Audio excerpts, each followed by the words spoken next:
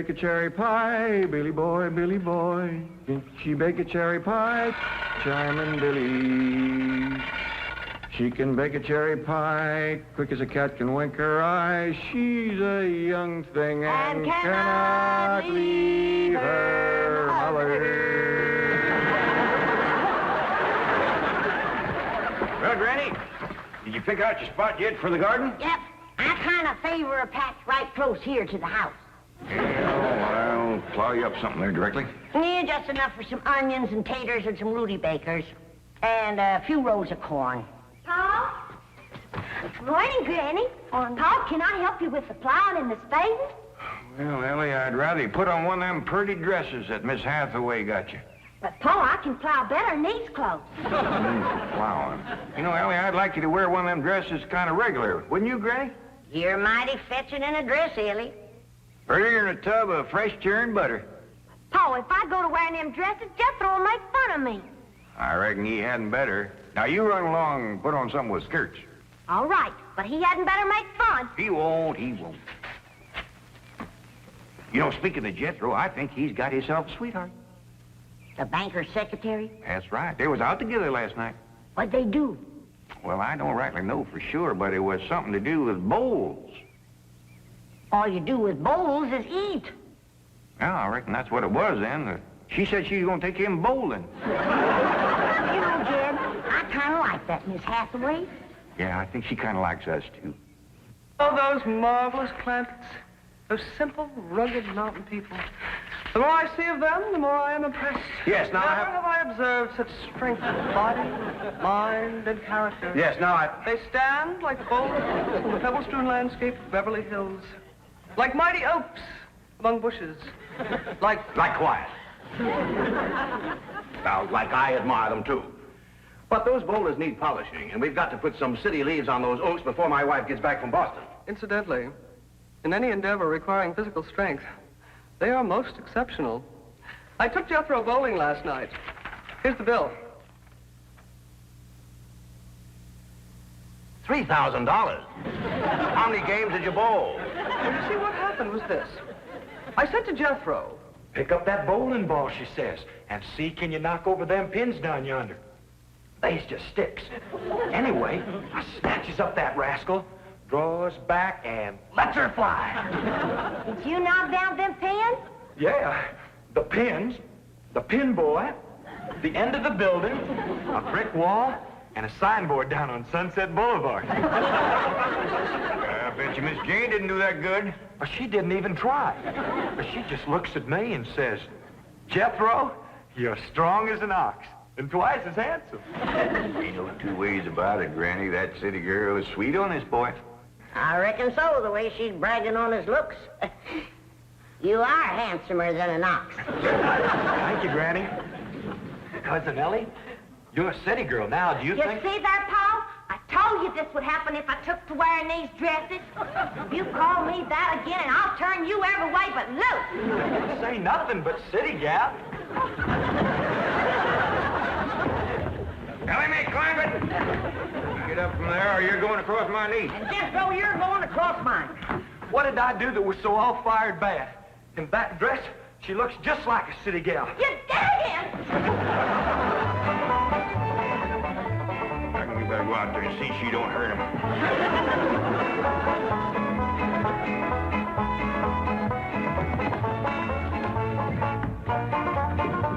Ellie Mae! Baby, Ellie Mae!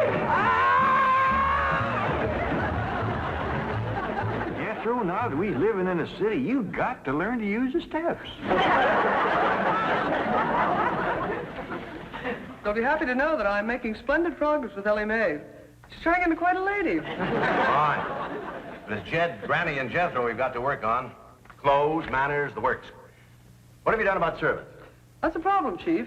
They're basically opposed to the whole idea of able-bodied people letting others do their work for them. Well, that's a refreshing attitude. But we've got to get a skeleton staff in there somehow. A combination butler and valet with Jed and Jethro. Who'll help them assemble a wardrobe, teach them how to... Ravenswood. Your butler? Oh, he's never been my butler. Came with my wife like an overweight dowry. Been in her family for years. And with Margaret in Boston, I can certainly spare him, plus her upstairs girl, Marie. I doubt if you can sell Mr. Clampett on the idea of servants. Get him on the phone. I'll make him think he's doing me a favor by taking him off my hands for a while. Right, Chief? She hadn't ought to throw me down on my head like that. What if I'd have been carrying a frog in my hat? Ain't supposed to be wearing your hat in the house. Well, Granny, where's a fella going to carry a frog? They jump out of your pocket. Hello? Oh, howdy there, Mr. Drysdale. Glad to have you back from Boston. Your missus come with you? Oh, that's too bad. I know her and Granny'd hit it off like two sows in a mud waller. Yes, I'm sure they would. No recipes? No, my wife doesn't do much cooking. No, I doubt if she ever made grits and hog jows. Well, how about mustard greens and possum belly? No? Ooh. Pone and squirrel shank? Boiled chicken hawk.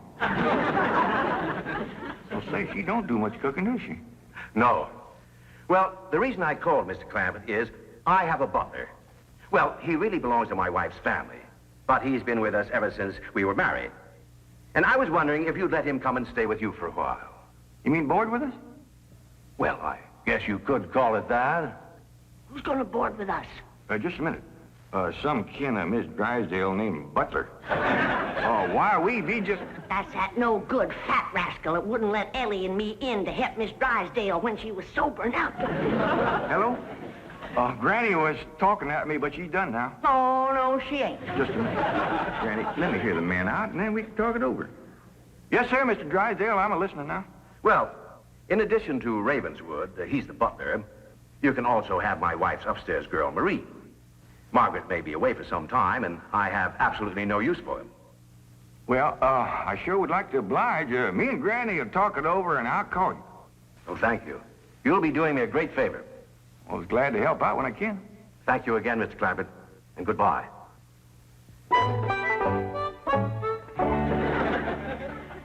Is somebody coming to live with us, Uncle Jed? Maybe, Jethro, maybe. Why don't you go out and make up with your cousin Ellie? Okay, Uncle Jed. All right, Jed, let's have it. We gonna board that butler fella? Well, Mr. Drysdale would take it mighty kindly if we did. He says he ain't got no use for him. I don't like him myself. Granny, you only met him once?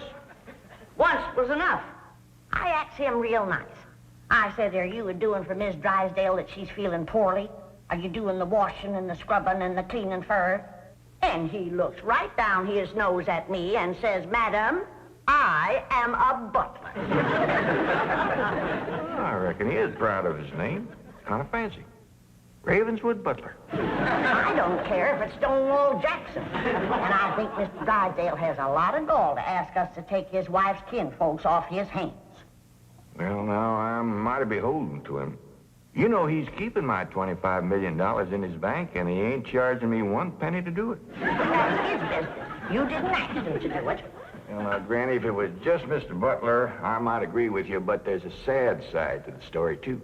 What's that? Well, you've heard of Mr. Drysdale speak of his stepson? That's his wife's boy by her first marriage? The one they call Sonny? Yeah. Well, it seems she's got a girl, too.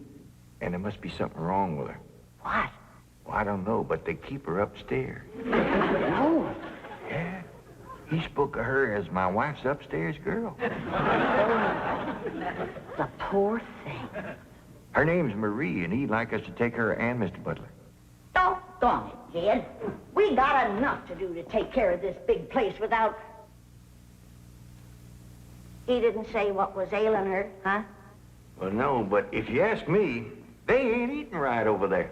No. You know what Mr. Drysdale told me? What? His wife ain't never cooked grits and hog jowl. Ah, go on. That's a fact. Nor mustard greens and possum belly. Nor pone and squirrel shank. Nor even boiled chicken hawk. The land of mercy. You can't hardly blame Mr. Butler for getting a mite cranky. Man don't eat right, he gets that way. Well, dear, I reckon it won't do no harm to take him in for a spell. Granny, with such a little woman, you got an awful big heart. Well, I feel sorry for the poor girl. But the first time that fancy pants Mr. Butler looks down his nose at me, I'm gonna chuck him in the cement pond.